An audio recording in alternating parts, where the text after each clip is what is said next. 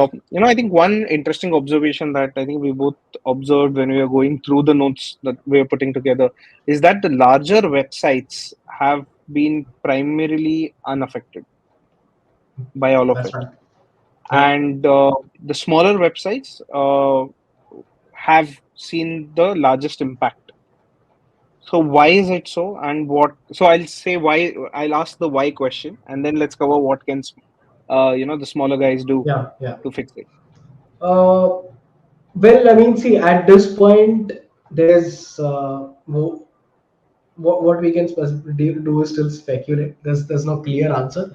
But one thing that differentiates the larger publishers is the level of trust that people have with them.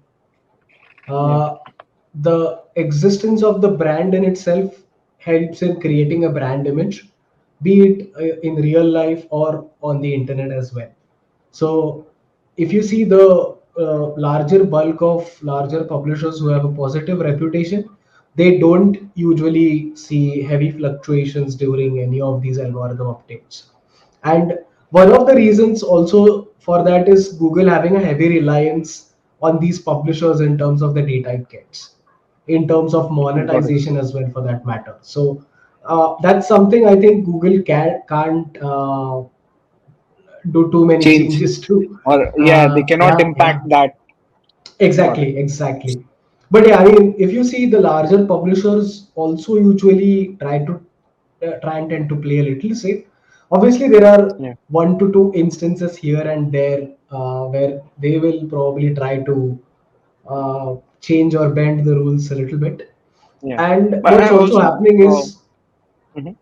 If I were to what's think of yeah, yeah, even AI generated content for that matter, the pure amount of content that these bigger publishers are putting out, even if a couple of articles are AI generated, it's probably not going to look significant in the amount of Mhm. articles that are pushed out. Like most large publications, I see are pushing out about anywhere from 80 articles a day to it can be as high as 150 articles a day. Whereas Yeah, for a yeah. smaller publisher, this number would probably be in the range of say 10 to 20 articles in a day.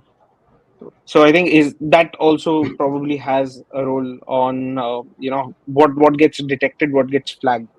Uh, Uh, well, I mean, yeah, conceptually it sounds correct, but what I'll also tell you, working from my experience working with publishers, is that there's a lot of hierarchy, and ultimately everything is open to interpretation to the public. So anything in today's world, if a user is able to identify that it's not human generated, that will straight away go to mhm. social media.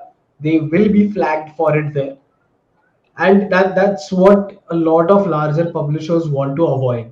So there's a lot of Avoid, yeah, strict policies within the whole publisher newsrooms as well, where they are very clear: if we are using AI, we'll definitely have to disclose it, yeah, or probably we'll have to at least tell them that okay, this is a test, we are testing with it. I think Sports Illustrated did a few tests. Bankrate also did a few tests with AI content, and yeah, in the end they noticed the effectiveness what was not as much. They were receiving a lot of flack within the community as well. So over time I think they both stopped doing it. So it's not I mean, it might be easy to think that okay, there's a dearth of content that you have to create, how would one yeah. article matter?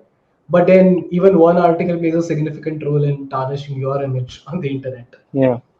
No, I think that's true. Very well put there because if like one article can of course bring it all down, but if you Yeah, create like a very good strong article, those are evergreen articles. For example, they can reap exactly. you can reap the benefits for multiple years as long as it's good, genuine, helpful, and the impact is something that we've seen with niche players Correct. experiencing on good content. So that takes me to the follow up question: was what can smaller publishers do? Of course, they like you also hinted that they can't arm twist Google, or Google also has Yeah. a stake in bigger publishers. They cannot make massive changes over there. But with smaller publishers, it cannot be as I'd say. uneventful. So, what can Yeah, smaller yeah. publishers do to ensure that their traffic does not get affected, and or what are the good practices that they should follow? Mhm. Mhm. So there are three, four things that as a small to medium publisher you can definitely try out. Mhm. First, again, reiterating this from our last conversation as well, focus Yeah. on importance of quality over quantity and prioritizing user intent. So try to make sure that your content, however small or long it be, it addresses the core problem of discussion, what your users Yeah. want. Are you providing that in the most easiest manner? Are you providing that in the most engaging manner as well? And that brings me to the second point, that is about content coverage. So within content coverage, make sure that you are adding depth to the content. You have a unique perspective. You are adding expert commentary wherever you can, and at the same time, think of how you are presenting your content. Whether is it the best possible content that an end user can consume? Are there any forms of multimedia that you can use to engage the user better or serve their intent better? Can it be explained via audio or video in a much better, much more easy to consume manner?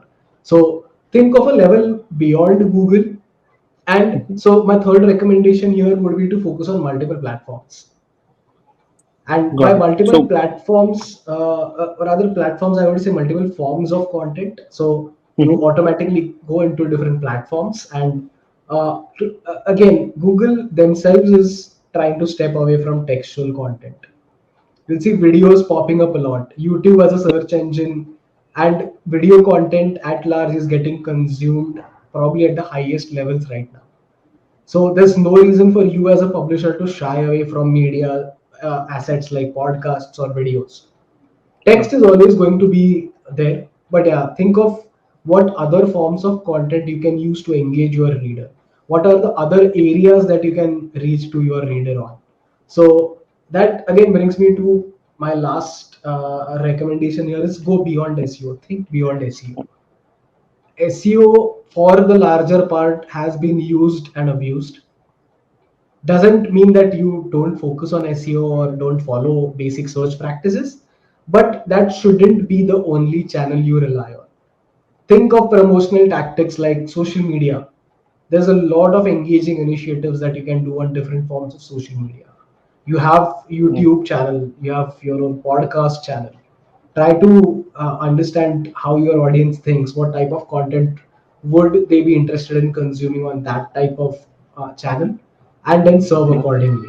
Use interesting assets like your newsletter and push notifications. So Yeah. that's very underutilized channels to make sure that you are bringing in people who have already been a part of your brand and your journey, and how much are you investing in bringing them back to you.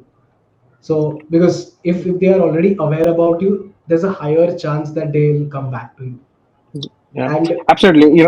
I agree with your point on having different forms of content, primarily because text has become it's a known fact that one, attention spans are dwindling, and when you have like a big wall of text, say probably a 1200 word article as well, it will look lengthy on a website, considering that you yeah, have got ad slots on the side and the top, and the content gets narrower, like gets a tinier spot on the website itself, so that makes it longer.